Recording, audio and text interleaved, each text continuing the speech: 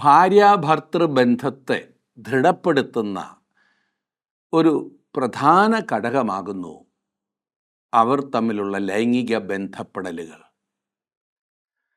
ഇത് ദൈവത്തിൻ്റെ അനുഗ്രഹമാകുന്നു.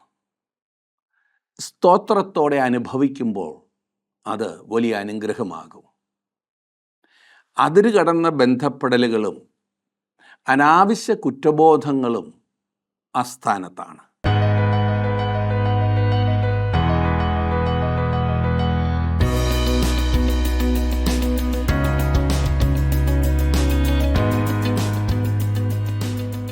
ജീവസന്ദേശത്തിൻ്റെ പഠനത്തിനായി ചേർന്ന് വന്നിരിക്കുന്ന എല്ലാവരോടുമുള്ള നന്ദിയും സ്നേഹവും അറിയിക്കട്ടെ. മനുഷ്യപുത്രന്മാരോടുള്ള ക്രിസ്തുവിൻ്റെ സ്നേഹം നമ്മിൽ വലിയ ആശ്ചര്യം ഉളവാക്കുന്ന രീതിയിലുള്ളതാകുന്നു. തൻ്റെ സൃഷ്ടിയായ മനുഷ്യനോടുകൂടെ കൂട്ടായ്മ ആഗ്രഹിക്കുന്ന ദൈവപുത്രനെ ദൈവവചനത്തിലുടനീളം നമ്മൾക്ക് കാണുവാൻ സാധിക്കുന്നു. പാപം മൂലം ദൈവത്തിൽ നിന്ന് അകന്നുപോയിട്ടും അവരെ വീണ്ടെടുക്കുവാനുള്ള ദൈവത്തിൻ്റെ പദ്ധതി മനുഷ്യവർഗത്തോടുള്ള ദൈവത്തിൻ്റെ സ്നേഹം പ്രകടമാക്കുന്നു. ഞാൻ അവരുടെ നടുവിൽ വസിക്കുവാൻ അവർ എനിക്കൊരു വിശുദ്ധ മന്ദിരമുണ്ടാക്കണമെന്ന് അവിടുന്ന് കൽപ്പിച്ചു. കറ, ചുളുക്കം മുതലായവ ഒന്നുമില്ലാതെ സഭയെ ശുദ്ധയും നിഷ്കളങ്കയുമായി തനിക്ക് തന്നെ തേജസ്സോടെ മുൻനിർത്തേണ്ടതിന് തന്നെത്താൻ അവൾക്ക് വേണ്ടി ഏൽപ്പിച്ചു കൊടുത്ത ക്രിസ്തുവിനെ എഫേസ്യർക്ക് എഴുതിയ ലേഖനത്തിൽ നാം കാണുന്നു. താൻ വീണ്ടെടുത്ത് വിശുദ്ധീകരിച്ച തൻ്റെ കാന്തയിൽ സന്തോഷിക്കുന്ന കാന്തനെയാകുന്നു ഉത്തമഗീതം 4-ാം അധ്യായത്തിൽ നാം കാണുന്നത്. നമുക്ക് ശ്രദ്ധിക്കാം.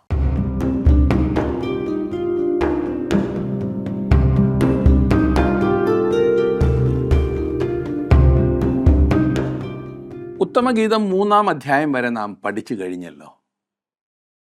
പ്രിയനെക്കുറിച്ച് പ്രിയയുടെ വിവരണമാകുന്നു 3-ാം അധ്യായത്തിൽ നാം കണ്ടത്. ഇനിയും 4-ാം അധ്യായത്തിലേക്ക് വരുമ്പോൾ പ്രിയൻ്റെ പ്രേമഗീതമാകുന്നു നാം കാണുന്നത്. ഈ 4-ാം അധ്യായത്തിൻ്റെ അവസാനത്തെ വാക്യമൊഴികെ ബാക്കി ഭാഗം മുഴുവനും പ്രിയൻ്റെ ഗാനമാണ്. ഈ പെൺകുട്ടിയോട് ശലോമോൻ ഉണ്ടായിരുന്ന സ്നേഹം ഇത് വെളിപ്പെടുത്തുന്നു. അവൻ അവളെ കുന്നിൻ പ്രദേശത്ത് വെച്ച് കണ്ടുമുട്ടുകയും നഗരത്തിലേക്ക് കൊണ്ടുവരികയും ചെയ്തു. ഇപ്പോൾ അവൾ മനോഹരമായ വസ്ത്രങ്ങളൊക്കെ അണിഞ്ഞിരിക്കുന്നു. രാജകൊട്ടാരത്തിന് ചേരുന്ന, രാജകുമാരികൾക്ക് ചേരുന്ന വസ്ത്രം. ഇതിനു മുമ്പ് ഒരുപക്ഷെ അവൾ ഒരിക്കലും ചെരുപ്പ് കണ്ടിട്ടുണ്ടായിരുന്നിരിക്കില്ല. എന്നാൽ ഇപ്പോൾ അവൾ അതിമനോഹരമായൊരു ചെരുപ്പിട്ടിരിക്കുന്നു. അവൾ ശലോമോൻ്റെ മേശയിങ്കിൽ ഇരിക്കുന്നു. അവൾക്ക് എത്ര വലിയ പദവിയാണ് ലഭിച്ചത്. അവൾ അതിൽ വളരെയധികം സന്തോഷിക്കുകയും ചെയ്യുന്നു. ഉത്തമഗീതം 4-ാം അധ്യായം നാം വായിക്കുമ്പോൾ ക്രിസ്തുവിന് നമ്മോടുള്ള സ്നേഹത്തെ കാണിക്കുവാനാണ് ദൈവത്തിൻ്റെ ആത്മാവ് ശ്രമിക്കുന്നത് എന്ന കാര്യം നാം ഓർത്തിരിക്കേണ്ടത് അത്യാവശ്യമാണ്. ഈ മനോഹരവും വ്യക്തിപരവുമായ ബന്ധത്തിൽ കൂടി അത് വെളിപ്പെടുത്തിയിരിക്കുന്നു. സഭയോടുള്ള ക്രിസ്തുവിൻ്റെ സ്നേഹത്തെയും ഒരു ക്രിസ്തു വിശ്വാസിയോടുള്ള അവൻ്റെ സ്നേഹത്തെയും ഇത് ചൂണ്ടിക്കാണിക്കുന്നു. ഇത് മണവാളൻ്റെ പ്രേമഗാനമാണ്, അഥവാ കർത്താവായ യേശു ക്രിസ്തുവിൻ്റെ സ്നേഹഗീതം. എൻ്റെ പ്രിയേ, നീ സർവാംഗ സുന്ദരി, നിന്നിൽ യാതൊരു ഊനവുമില്ല എന്ന് അവൻ പറയുമ്പോൾ അവനത് സഭയെക്കുറിച്ചാണ് പറയുന്നത് എന്ന കാര്യം വ്യക്തമത്രേ. ക്രിസ്തു സഭയെക്കുറിച്ചും ഓരോ ക്രിസ്തു വിശ്വാസിയെക്കുറിച്ചും പറയുന്നത് ഇതാണ്: നീ സർവാംഗ സുന്ദരി, നിന്നിൽ യാതൊരു ഊനവുമില്ല. അവിടുന്ന് എന്നോടും നിങ്ങളോടും സംസാരിക്കുന്നു. അതിൻ്റെ അർത്ഥം നാം പൂർണ്ണരായി അല്ലെങ്കിൽ പൂർണ്ണരായിരിക്കുന്നു എന്നാണോ? ഒരിക്കലുമല്ല. എഫേസ്യ ലേഖനം 5-ാം അധ്യായത്തിൻ്റെ 25-ഉം 26-ഉം വാക്യങ്ങളിൽ വിശുദ്ധ പൗലോസ് പറഞ്ഞിരിക്കുന്നത്, ഭർത്താക്കന്മാരെ, ക്രിസ്തുവും സഭയെ സ്നേഹിച്ചതുപോലെ നിങ്ങളുടെ ഭാര്യമാരെ സ്നേഹിപ്പിൻ. അവൻ അവളെ വചനത്തോടു കൂടിയ ജലസ്നാനത്താൽ വെടിപ്പാക്കി വിശുദ്ധീകരിക്കേണ്ടതിനും അവൻ നമ്മെ രക്തത്താൽ കഴുകി ശുദ്ധീകരിച്ചിരിക്കുകയാണ്. അവൻ്റെ പരമയാഗത്തിൽ നമുക്ക് പാപമോചനമുണ്ട്. അതുകൊണ്ട് നമുക്കെതിരായി യാതൊരു കുറ്റവും പറയുവാനില്ല. എത്ര വലിയ പദവിയാകുന്നു! അവൻ നമ്മെ വചനത്താൽ വിശുദ്ധീകരിക്കുവാൻ ആഗ്രഹിക്കുന്നു. കറ, ചുളുക്കം മുതലായത് ഒന്നുമില്ലാതെ സഭയെ ശുദ്ധയും നിഷ്കളങ്കയുമായി തനിക്ക് തന്നെ തേജസ്സോടെ മുൻനിർത്തേണ്ടതിനും തന്നെത്താൻ അവൾക്ക് വേണ്ടി ഏൽപ്പിച്ചു കൊടുത്തു. എഫെസ്യ ലേഖനം 5:27 ഞാൻ വായിച്ചത്. സഭയെ കറയും ചുളുക്കവും ഇല്ലാത്തവളാക്കി തീർക്കുന്നത് ക്രിസ്തുവാണ്. നാം ക്രിസ്തുവിൽ കാണപ്പെടുന്നു. ഇപ്പോൾ അവൻ സഭയെ നോക്കിക്കൊണ്ട്, എൻ്റെ പ്രിയേ, നീ സുന്ദരി തന്നെ, നിന്നിൽ യാതൊരു ഊനവും ഇല്ല എന്ന് പറയുവാൻ കഴിയണം. കാരണം അവൻ സഭയിൽ നിന്നും ഓരോ വിശ്വാസിയിൽ നിന്നും എല്ലാ കറയും ചുളുക്കവും മാറ്റിക്കളഞ്ഞിരിക്കുന്നു. 4-ാം അധ്യായത്തിലേക്ക് വന്ന് അതിൽ നിന്നും ചില വാക്യങ്ങൾ നമുക്ക് വായിക്കാം. അതിൻ്റെ 1-ാം വാക്യത്തിൽ നാം വായിക്കുന്നത്, എൻ്റെ പ്രിയേ, നീ സുന്ദരി തന്നെ, നിൻ്റെ മൂടുപടത്തിന് നടുവേ നിൻ്റെ കണ്ണ് പ്രാവിൻ കണ്ണുപോലെ ഇരിക്കുന്നു, നിൻ്റെ തലമുടി ഗിലെയാദ് മലഞ്ചെരുവിൽ കിടക്കുന്ന കോലാട്ടിൻ കൂട്ടം പോലെയാകുന്നു. ഇവിടെ നമുക്ക് ഈ പെൺകുട്ടിയെക്കുറിച്ച്, ശൂലേംകാരിയെക്കുറിച്ച് അല്പമായ ഒരു വിവരണം ലഭിക്കുന്നുണ്ട്. ഈ അധ്യായത്തിൽ അവളുടെ ശരീര അവയവങ്ങളെക്കുറിച്ച് വർണ്ണിക്കുന്നത് ഏറെ ശ്രദ്ധേയമാണ്. വിവാഹം എന്നാൽ ലൈംഗികമായി ബന്ധപ്പെടുവാൻ ലഭിക്കുന്ന ലൈസൻസ് മാത്രമാണെന്ന് കരുതുന്ന താണ ചിന്താഗതി എല്ലാ സമൂഹങ്ങളിലുമുണ്ട്. അതുകൊണ്ടാണ് ഈ ബന്ധത്തെക്കുറിച്ച് പറയുമ്പോൾ ഏതോ ഒരു വല്ലായ്മ പലരുടെയും മുഖത്ത് അനുഭവപ്പെടുന്നത്. കണ്ടിട്ടില്ലേ? അതേസമയം തന്നെ ലൈംഗികത്വത്തിന് യാതൊരു സ്ഥാനവും നൽകാത്ത ചിന്താഗതിയുമുണ്ട്. വിവാഹമെന്നാൽ ഉന്നതവും വിശുദ്ധവുമായ ഒരു അവസ്ഥയാണ്. അതിൽ ലൈംഗികത്വത്തിന് യാതൊരു പ്രാധാന്യവും നൽകരുതെന്ന പഠിപ്പീര് വളരെയേറെ കുറ്റബോധത്തോടെയാണ് പലരും കാണുന്നത്. ഈ രണ്ടാമത്തെ കൂട്ടർ ജീവിക്കുന്നത് തന്നെ ഈ പഠിപ്പീര് കൊണ്ടാണ്. മുകളിൽ പറഞ്ഞ 2 ചിന്താഗതികളും തെറ്റാണ്.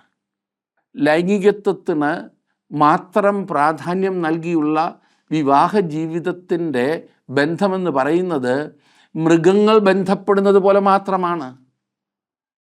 അത് വിവരിക്കേണ്ടതില്ലല്ലോ. യഥാർത്ഥ വിവാഹബന്ധം ഈ 2 കാഴ്ചപ്പാടുകളുടെ മധ്യത്തിലാണ്. ഒരു സമതുലിത ആവശ്യമാണ്. ഒന്നിനും അമിത പ്രാധാന്യം നൽകുവാൻ പാടില്ല എന്ന് ചുരുക്കം. ഇനി 4-ാം അധ്യായത്തിൻ്റെ 2-3 വാക്യങ്ങളിൽ നാം വായിക്കുന്നു, നിന്റെ പല്ല് രോമം കത്തിരിച്ചിട്ട് കുളിച്ച് കയറി വരുന്ന ആടുകളെപ്പോലെ ഇരിക്കുന്നു, അവയിലൊന്നും മച്ചിയായിരിക്കാതെ എല്ലാം ഇരട്ട പ്രസവിക്കുന്നു. നിന്റെ അധരം കടും ചുവപ്പ് നൂൽ പോലെയും നിന്റെ വായ മനോഹരവും ആകുന്നു. നിന്റെ ചെന്നികൾ നിന്റെ മൂടുപടത്തിൻ ഉള്ളിൽ മാതളപ്പഴത്തിൻ ഖണ്ഡം പോലെ ഇരിക്കുന്നു.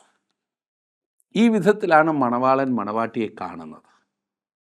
ഓരോ യുവാവും ഇതുപോലെ തന്നെ ആയിരിക്കും തൻ്റെ മണവാട്ടിയെ കണ്ടിരുന്നത്. അത് എന്നും അങ്ങനെ കാണണം എന്നത്രേ ഓരോരുത്തരും ആഗ്രഹിക്കേണ്ടത്. കാരണം എങ്കിൽ മാത്രമേ ദാമ്പത്യ ജീവിതം ഏറ്റവും ആനന്ദകരമാകൂ. കർത്താവായ യേശുക്രിസ്തു നമ്മെ സ്നേഹിക്കുക മാത്രമല്ല, അവൻ നമ്മെ അറിയുകയും ചെയ്യുന്നു എന്ന വസ്തുതയാണ് ഇവിടെ വെളിപ്പെടുത്തിയിരിക്കുന്നത്. നമുക്ക് അവൻ്റെ അടുത്ത് പോയി സകലവും അവനോട് തുറന്നു പറയുവാൻ കഴിയും എന്നർത്ഥം. മറച്ചു വയ്ക്കുവാൻ ശ്രമിക്കുന്നത് കൊണ്ട് യാതൊരു പ്രയോജനവുമില്ല. നമ്മുടെ ഹൃദയത്തിലുള്ളതൊക്കെയും അവനോട് നമുക്ക് തുറന്നു പറയുവാൻ കഴിയും. അവിടുത്തെ സന്നിധിയിൽ മറക്കേണ്ടതായി യാതൊന്നുമില്ല. നമ്മുടെ ബലഹീനതകളെല്ലാം അവനോട് പറയാം. നമ്മുടെ പാപങ്ങളെക്കുറിച്ചെല്ലാം നമുക്ക് അവനോട് പറയാം. അതുപോലെ തന്നെ നമ്മുടെ ഹൃദയങ്ങളിലും ജീവിതങ്ങളിലുമുള്ള സകല കാര്യങ്ങളും നമുക്ക് കർത്താവായ യേശുക്രിസ്തുവിനോട് തുറന്നു പറയുവാൻ സാധിക്കും. ആ വിധത്തിലാണ് അവയെ കൈകാര്യം ചെയ്യേണ്ടത്. നമ്മുടെ എല്ലാ അവയവങ്ങളും അവൻ അറിയുന്നു എന്ന് ചുരുക്കം. അതെ, നമ്മുടെ ബലഹീനതകളെക്കുറിച്ച് നമുക്കവനോട് പറയാം. നമ്മുടെ പാപങ്ങളെക്കുറിച്ച് നമുക്ക് അവനോട് പറയാം. അതൊന്നും മനുഷ്യരോട് പറയുവാൻ സാധിക്കില്ല. ആരോട് കുമ്പസാരിച്ചാലും ഒരു വിശേഷവുമില്ല. അവർ അതൊക്കെ അറിഞ്ഞാൽ പിന്നെ നമ്മെ സ്നേഹിക്കില്ല, അംഗീകരിക്കുകയുമില്ല. അവർ നമുക്കെതിരായി തീരും. പിന്നെ നല്ലത് ചെയ്താൽ പോലും നമ്മെ അംഗീകരിക്കുകയില്ല. കർത്താവിൻ്റെ സന്നിധിയിൽ സകലവും തുറന്നു പറയുക. അതേ സുഹൃത്തെ, താങ്കൾക്ക് അപകർഷതാബോധമുണ്ടോ? അതെ, മറ്റുള്ളവരുടെ മുൻപിൽ താണ ഒരു വ്യക്തിയാകുന്നു എന്ന് തോന്നുന്ന അവസ്ഥ, ഇൻഫീരിയോറിറ്റി കോംപ്ലക്സ് എന്ന് ഇംഗ്ലീഷിൽ പറയും. അങ്ങനെ ഉണ്ടെങ്കിൽ അത് കർത്താവിനോട് തുറന്നു പറയുക. അവന് മാത്രമേ അങ്ങനൊരവസ്ഥയിൽ നിന്ന് താങ്കളെ രക്ഷിപ്പാൻ കഴിയൂ. അവിടുന്നാണ് അതിൻ്റെ ഉത്തരം. മനഃശാസ്ത്രജ്ഞന്മാർ അത് നീക്കുവാൻ ശ്രമിക്കുന്നു. ഫലമോ ഞാൻ പറയാതെ നിങ്ങൾക്കറിയാം. ക്രിസ്തുവിൻ്റെ ക്രൂശിൽ മാത്രമാണ് അതിൻ്റെ പരിഹാരം. അതെ, ലോകത്തിൻ്റെ ഒരു മനുഷ്യനും ഈ കാര്യത്തിൽ യാതൊന്നും ചെയ്യുവാൻ സാധിക്കില്ല എന്നാണ് ഞാൻ വിശ്വസിക്കുന്നത്. ലോകത്തിൽ ഒരു മനുഷ്യരോടും പറയുവാൻ കഴിയാത്ത ബലഹീനതകൾ താങ്കൾക്ക് ദൈവത്തോട് തുറന്നു പറയാവുന്നതാണ്. അവൻ നമ്മുടെ സകല കാര്യങ്ങളും അറിയാവുന്ന ദൈവമാണ്. നമ്മുടെ പ്രശ്നങ്ങൾക്ക് പരിഹാരം കണ്ടെത്തുവാനുള്ള സ്ഥാനം ക്രിസ്തുവിൻ്റെ ക്രൂശാണ്. അവിടേക്കാണ് ജനം തങ്ങളുടെ പ്രശ്നങ്ങളുമായി കടന്നു ചെല്ലേണ്ടത്. നാം കർത്താവിലേക്ക് വരുന്നത് വരെ നമ്മുടെ ഹൃദയങ്ങൾ അസ്വസ്ഥമായിരിക്കും എന്ന് വിശുദ്ധ അഗസ്തിനോസ് പറഞ്ഞത് ഇത്തരുണത്തിൽ ഞാൻ ഓർക്കുകയാണ്. ഫിലിപ്പി ലേഖനം 4-ാം അധ്യായത്തിൻ്റെ 13-ാം വാക്യത്തിൽ പൗലോസ് അപ്പോസ്തലൻ പറഞ്ഞു, എന്നെ ശക്തനാക്കുന്നവൻ മുഖാന്തരം ഞാൻ സകലത്തിനും മതിയാകുന്നു എന്ന്. അതെ, അവനിൽ നമുക്ക് ശക്തി കണ്ടെത്തുവാൻ കഴിയും, അല്ലെങ്കിൽ പ്രാപ്തി കണ്ടെത്തുവാൻ സാധിക്കും. അത് നിങ്ങളെ അഹങ്കാരത്തിൽ നിന്നും വിമുക്തമാക്കുവാൻ സഹായിക്കുന്നതാണ്. സകല മാനവും മഹത്വവും കർത്താവിന് കൊടുക്കുവാൻ അത് നമ്മെ സഹായിക്കുന്നതാണ്. നിങ്ങൾക്ക് ഉപേക്ഷിക്കണമെന്ന് താല്പര്യമുള്ള എന്തെങ്കിലും ഒരു തെറ്റായ പരിചയം, ശീലം ജീവിതത്തിലുണ്ടോ? വളരെ നാളായി അതിനുവേണ്ടി ശ്രമിക്കുന്നു. മദ്യപാനമാകാം, മയക്കുമരുന്നുകളാകാം, മുൻകോപമാകാം, വിചാരപ്പെടലുകളാകാം. വളരെ ആത്മാർത്ഥമായി നിങ്ങൾ ഒരുപക്ഷെ അതിനുവേണ്ടി പരിശ്രമിക്കുന്നുണ്ടാകും. ഞാൻ നിങ്ങളെ കുറ്റപ്പെടുത്തുന്നില്ല. നിങ്ങൾ ഒരുപക്ഷെ ആത്മാർത്ഥമായി അതിനുവേണ്ടി പ്രാർത്ഥിക്കുന്നുണ്ടാകും. മറ്റാർക്കും അറിയുവാൻ സാധിക്കാത്ത ചില പ്രശ്നങ്ങൾ നിങ്ങൾ നിങ്ങളുടെ ജീവിതത്തിൽ സ്വയം കൈകാര്യം ചെയ്യുവാൻ ശ്രമിക്കുന്നുണ്ടാകാം. ഞാൻ പറയട്ടെ, വിജയിക്കുവാൻ ഒരേ മാർഗമുള്ളൂ. ക്രിസ്തുവിൻ്റെ അടുത്തേക്ക് ചെല്ലൂ. അവനോട് ആ കാര്യം ഏറ്റുപറയൂ. ഒരുപക്ഷെ കള്ളം പറയുന്ന സ്വഭാവമായിരിക്കും നിങ്ങളുടെ പ്രശ്നം. ഒന്ന് പറഞ്ഞ് രണ്ടാമത്തേതിന് കോപിക്കുന്ന സ്വഭാവമായിരിക്കും. ക്രിസ്തുവിൻ്റെ അടുത്തേക്ക് ചെല്ലൂ. അവനോട് കാര്യം തുറന്നു പറയൂ. അവിടുന്ന് കരുണാസമ്പന്നനാണ്. അവൻ്റെ പക്കൽ കരുണയും ദയയും ധാരാളമുണ്ട്. ഞാൻ വീണ്ടും വീണ്ടും പരാജയമടഞ്ഞാലും വീണ്ടും വീണ്ടും അനുതാപത്തോടെ അവൻ്റെ അടുത്തേക്ക് പോയി എന്താണ് സംഭവിക്കുന്നത് എന്ന് അവനോട് തുറന്നു പറയുമ്പോൾ അവൻ എന്നെ അംഗീകരിക്കുന്നു. അവിടുന്ന് വിജയം തരുവാൻ മതിയായവനാണ്. എൻ്റെ വ്യക്തിപരമായ ജീവിതത്തിൽ അവിടുന്ന് വിജയം തന്നു. ദൈവം തൻ്റെ അത്ഭുതങ്ങൾ വളരെ നിഗൂഢമായ രീതിയിലാണ് പ്രവർത്തിക്കുന്നത്. എൻ്റെയോ നിങ്ങളുടെയോ നിയമം അനുസരിച്ചല്ല ദൈവം പ്രവർത്തിക്കുന്നത്. മനുഷ്യർ വച്ചിരിക്കുന്ന ഏതെങ്കിലും മാന്ത്രിക വിദ്യയിൽ കൂടി അവൻ പ്രവർത്തിക്കുന്നില്ല സുഹൃത്തേ. അവൻ പ്രവർത്തിക്കുന്നത് അവൻ്റെ വഴികളിലൂടെയാണ്. തൻ്റെ സമയത്ത് തൻ്റേതായ രീതിയിൽ അവൻ പ്രവർത്തിക്കുന്നു. അവൻ നമ്മെ വ്യക്തിപരമായി അടുത്തറിയുന്ന ദൈവമാകുന്നു. ഈ കാര്യം ഞാൻ വീണ്ടും വീണ്ടും പറയുവാൻ ആഗ്രഹിക്കുകയാണ്. നമ്മുടെ ജീവിതത്തിൻ്റെ ഓരോ ചെറിയ കാര്യങ്ങൾ പോലും അവൻ അറിയുന്നു. അവൻ്റെ അടുത്ത് പോയി സകലവും തുറന്നു പറയുവാൻ നാം ഒരിക്കലും മടിക്കരുത്. കാരണം അവിടുന്ന് നമ്മെ മുഴുവനായി അറിയുന്ന ദൈവമാണ്. അവൻ്റെ മുൻപിൽ മറഞ്ഞിരിക്കുന്ന ഒന്നുമില്ല. 6-ാം വാക്യത്തിലേക്ക് വരുമ്പോൾ, 4-ാം അധ്യായത്തിൻ്റെ 6-ാം വാക്യത്തിൽ, വെയിലാറി നിഴൽ കാണാതെയാകുവോളം ഞാൻ മൂറിൻ മലയിലും കുന്തിരുക്കക്കുന്നിലും ചെന്നിരിക്കാം. നമ്മുടെ പ്രശ്നങ്ങൾക്ക് പരിഹാരം കണ്ടെത്തുവാൻ നാം പോകേണ്ട സ്ഥലം ഈ പറഞ്ഞതാണ്, മൂറിൻ മല. എന്താണ് ഈ മൂറിൻ മല? ഇത് ക്രിസ്തുവിൻ്റെ ക്രൂശിനെ സൂചിപ്പിക്കുന്നതാണ്. കാരണം മൂർ അവൻ്റെ മരണത്തെ കുറിക്കുന്നു. അവിടെ താങ്കൾക്ക് ആശ്വാസവും രക്ഷയും സഹായവും പ്രത്യാശയും കണ്ടെത്തുവാൻ കഴിയും. അതെ, അവൻ്റെ മരണസ്ഥാനം. കുന്തിരുക്കക്കുന്ന് അത് ക്രിസ്തുവിൻ്റെ ജീവിതത്തെയാണ് സൂചിപ്പിക്കുന്നത്. എന്നാൽ അത് അവൻ്റെ ഭൂമിയിലെ ജീവിതം മാത്രമല്ല സൂചിപ്പിക്കുന്നത് എന്ന് ഞാൻ പറയട്ടെ.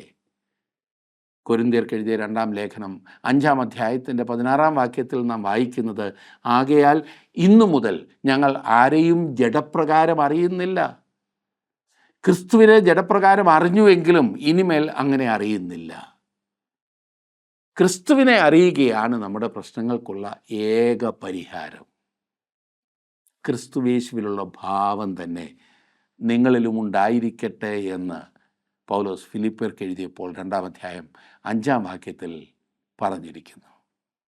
അതുകൊണ്ടാണ് ദൈവവചനത്തിൽ നമ്മുടെ സകല പ്രശ്നങ്ങൾക്കും ഉത്തരമുണ്ട് എന്ന് ഞാൻ പറയുന്നത്. ദൈവവചനത്തിലുള്ള അജ്ഞത മനുഷ്യരെ പ്രശ്നങ്ങൾക്ക് ഉത്തരം കാണുവാനായി മറുവഴികളിലേക്ക് തിരിക്കുന്നു. അവിടെയും ഇവിടെയൊക്കെ അലഞ്ഞു തിരിയുകയാണ് പ്രശ്നത്തിൻ്റെ പരിഹാരത്തിനായി. ദൈവവചനം വായിക്കുകയും പഠിക്കുകയും ചെയ്യുന്ന ഒരു ദൈവ പൈതലിന് ഈ പറഞ്ഞ വഴികളിലേക്ക് പോകേണ്ടതില്ല. അരുതാത്ത വഴികളിലേക്ക് കൊണ്ടുപോയി പ്രശ്നത്തിന് പരിഹാരം പറഞ്ഞു കൊടുക്കുവാൻ ആർക്കും അങ്ങനെ ഉള്ളവരെ കൊണ്ട് സാധിക്കില്ല. ഇത് ദൈവവചനത്തെക്കുറിച്ചുള്ള അറിവ് കേട്ടുകേൾവി മാത്രമാണ് പലർക്കും. അവർക്ക് സ്വയമായി അറിയില്ല. അതുകൊണ്ട് ഈ അജ്ഞത വളരെ മോശപ്പെട്ടതായ കാര്യങ്ങളിലേക്ക് നയിക്കുന്നു. അവിടെയും ഇവിടെയും ഒക്കെ പോയുള്ള ഈ പണം കളയുക, ആരോഗ്യം കളയുക, സമയം കളയുക, പ്രശ്നത്തിൻ്റെ പരിഹാരം തേടിയുള്ള ഓട്ടം നാം കാണുമ്പോൾ വാസ്തവത്തിൽ ദുഃഖം തോന്നുമല്ലേ?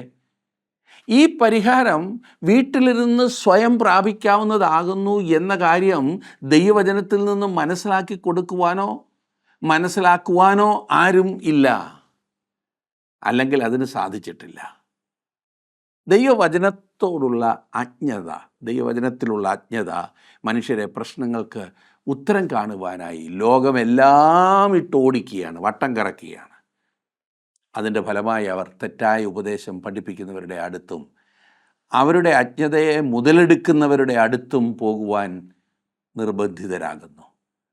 എന്തുമാത്രം പണമാകുന്നു പാവപ്പെട്ടവരുടെ കയ്യിൽ നിന്നും ഇങ്ങനെയുള്ളവർ പിടിച്ചു പറിക്കുന്നത്. ഈ കാര്യത്തിൽ അവരുടെ അജ്ഞതയെ, അവരുടെ ഈ ബലഹീനതയെ മുതലെടുക്കുന്നവർ എത്രയോ കൂടുതലാകുന്നു. ദൈവവചനത്തിൽ കൂടിയാണ് നാം യേശുക്രിസ്തുവിനെ പരിചയപ്പെടുകയും അവനോടുകൂടെ വിരുന്ന് മേശയിലിരിക്കുകയും പരിശീലിക്കുകയും ചെയ്യുന്നത്. അവിടെ അവനോടുകൂടെ നമുക്ക് വിരുന്ന് കഴിക്കുകയും അവനിൽ സംതൃപ്തിയും ആനന്ദവും കണ്ടെത്തുവാൻ സാധിക്കുകയും ചെയ്യും. അവിടുന്ന് വാസ്തവത്തിൽ എത്രമാത്രം നമ്മെ സ്നേഹിക്കുന്നു എന്ന കാര്യം ഞാനും നിങ്ങളും ശരിയായി മനസ്സിലാക്കുന്നില്ല. അവൻ പറഞ്ഞത് തന്നെ ശ്രദ്ധിക്കുക. 9-10 വാക്യങ്ങൾ ഞാൻ വായിക്കട്ടെ. 4-ാം അധ്യായത്തിൻ്റെ 9-10. എൻ്റെ സഹോദരി, എൻ്റെ കാന്തേ, നീ എൻ്റെ ഹൃദയത്തെ അപഹരിച്ചിരിക്കുന്നു. ഒരു നോട്ടം കൊണ്ടും കഴുത്തിലെ മാല കൊണ്ടും നീ എൻ്റെ ഹൃദയത്തെ അപഹരിച്ചിരിക്കുന്നു. എൻ്റെ സഹോദരി, എൻ്റെ കാന്തേ, നിൻ്റെ പ്രേമം എത്ര മനോഹരം! വീഞ്ഞിനേക്കാൾ നിൻ്റെ പ്രേമവും സകലവിധ സുഗന്ധവർഗത്തേക്കാൾ നിൻ്റെ തൈലത്തിൻ്റെ പരിമളവും എത്ര രസകരം. മണവാളൻ മണവാട്ടിയെക്കുറിച്ച് പറയുന്നത് കർത്താവായ യേശുക്രിസ്തു തൻ്റെ സ്വന്തമായ വിശ്വാസികളെക്കുറിച്ച്, തൻ്റെ മക്കളെക്കുറിച്ച് പറയുന്നതിൻ്റെ സാദൃശ്യമാണ്.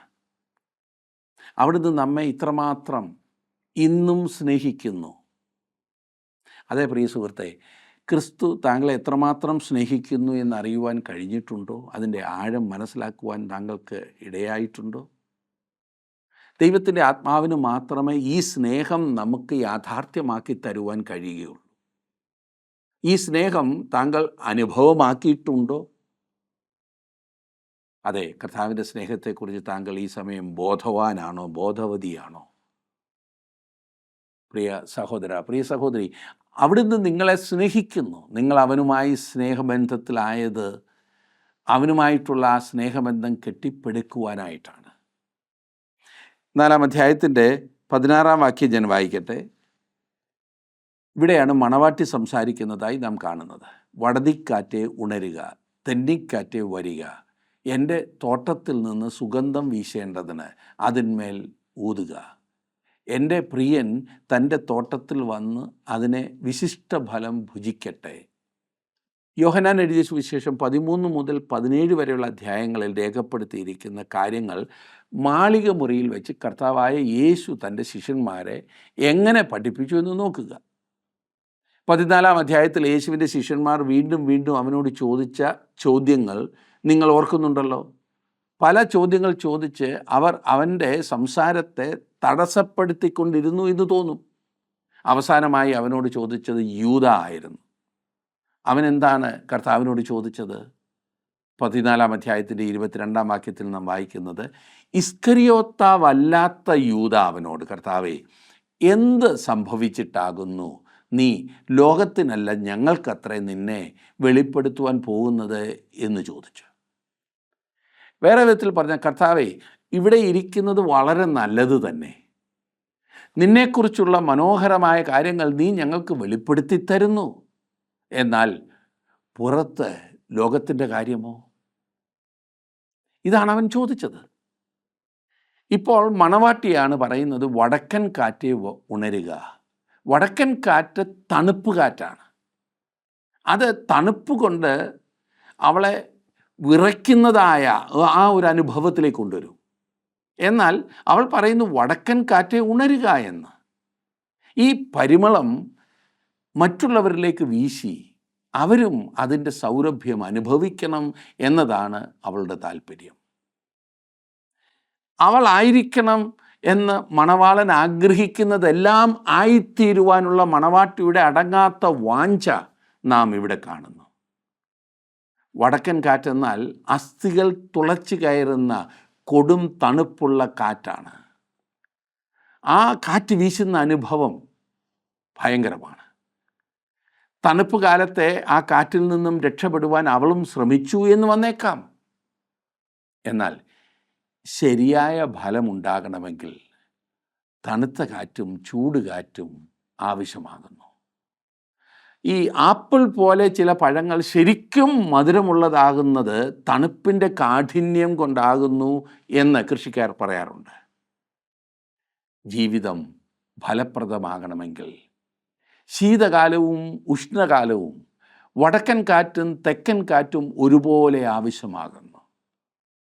നമ്മെ തണുത്ത് വിറപ്പിക്കുന്ന നീതിയുടെ ഫലങ്ങൾ ഉളവാക്കുന്ന അനുഭവങ്ങളായി തീരാം ഈ പറഞ്ഞതൊക്കെ.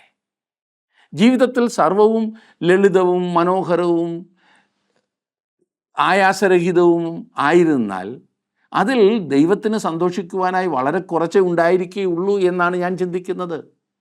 അതുകൊണ്ട് വടക്കൻ കാറ്റും തെക്കൻ കാറ്റും ഒരുപോലെ നമുക്ക് ആവശ്യമാണ്. ജീവിതത്തിൽ പ്രതിസന്ധികളും പ്രയാസങ്ങളും ഒക്കെ വരുമ്പോൾ മടുത്തു പോകേണ്ട കാര്യമില്ല. ദൈവം നമ്മെ ഒരുക്കുകയാണ്. അവന് പ്രയോജനമുള്ളവരായി തീരുവാൻ അവൻ നമ്മെ തയ്യാർ ചെയ്യുകയാണ്. ഇതുപോലെയുള്ളൊരു ജീവിതത്തെയാണ് ലോകത്തെ നേടുവാനായി ദൈവം ഉപയോഗിക്കുന്നത്. അവിടുന്ന് ലോകത്തെ മറന്നു കളഞ്ഞിട്ടില്ല.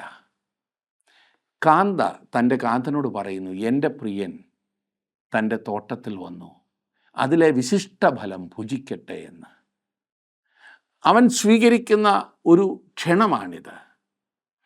മാളികമുറിയിൽ വെച്ച് ആ ചോദിച്ച ചോദ്യം കർത്താവ് തൻ്റെ ശിഷ്യന്മാരോട് പറഞ്ഞു, എന്നെ സ്നേഹിക്കുന്നവൻ എൻ്റെ വചനം പ്രമാണിക്കും, എൻ്റെ പിതാവ് അവനെ സ്നേഹിക്കും, ഞങ്ങൾ അവൻ്റെ അടുക്കൽ വന്ന് അവനോട് കൂടെ വാസം ചെയ്യും. നമ്മുടെ കർത്താവ് നമ്മോട് കൂടെ വസിക്കുവാൻ ആഗ്രഹിക്കുന്നവനാണ്. അങ്ങനെ മാത്രമേ നമുക്ക് ആ സാന്നിധ്യം ആസ്വദിക്കുവാൻ അനുഭവിക്കുവാൻ സാധിക്കൂ. അവനോടുള്ള സ്നേഹം അത് നമുക്ക് ആസ്വദിക്കുവാൻ കഴിയണം. പ്രിയ സുഹൃത്തെ, താങ്കളുടെ ജീവിതത്തിൽ ആ സ്നേഹത്തിൻ്റെ ആധിക്യത്തിലാകുന്നുവോ മുൻപോട്ട് പോകുന്നത്? അതോ താൽക്കാലികമായ ഏതെങ്കിലും ലാഭത്തിനു വേണ്ടി കർത്താവിനെ സ്നേഹിക്കുന്നു, സേവിക്കുന്നു എന്ന പ്രവണതയാണോ? ഒരു നിമിഷം ജീവിതത്തെ ദൈവസന്നിധിയിൽ ഒന്ന് സ്വയപരിശോധന ചെയ്താട്ടെ. ഈ മണവാളനും മണവാട്ടിയും തമ്മിലുള്ള സ്നേഹ സംസാരങ്ങൾ പോലെ നമ്മുടെ ജീവിതത്തിൽ കർത്താവുമായിട്ടുള്ള ഒരു ബന്ധത്തിൽ എത്തിച്ചേരുവാൻ സാധിച്ചിട്ടുണ്ടോ? ഇല്ലെങ്കിൽ ആ ഒരു വലിയ ആഗ്രഹത്തോടെ നമുക്ക് പ്രാർത്ഥിക്കാം. ദൈവം നമ്മുടെ ജീവിതത്തിൽ അത്ഭുതങ്ങൾ പ്രവർത്തിക്കും, ജീവിതം ധന്യമാകും. ദൈവം നിങ്ങളെ സമൃദ്ധിയായിട്ട് അനുഗ്രഹിച്ച് അവിടുത്തെ കൃപയിൽ സൂക്ഷിക്കുമാറാണ്.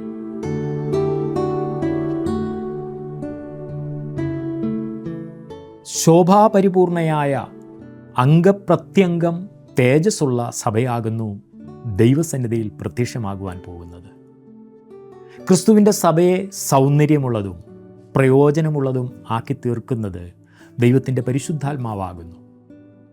ആത്മാവിൻ്റെ ഫലമാകുന്ന സ്നേഹം, സന്തോഷം, സമാധാനം, ദീർഘക്ഷമ, ദയ, പരോപകാരം, വിശ്വസ്തത, സൗമ്യത, ഇന്ദ്രിയജയം, ഈ വകകളാൽ നിറയപ്പെട്ട സഭ ദൈവത്തിൻ്റെ ഹൃദയത്തെ സന്തോഷിപ്പിക്കുന്നു.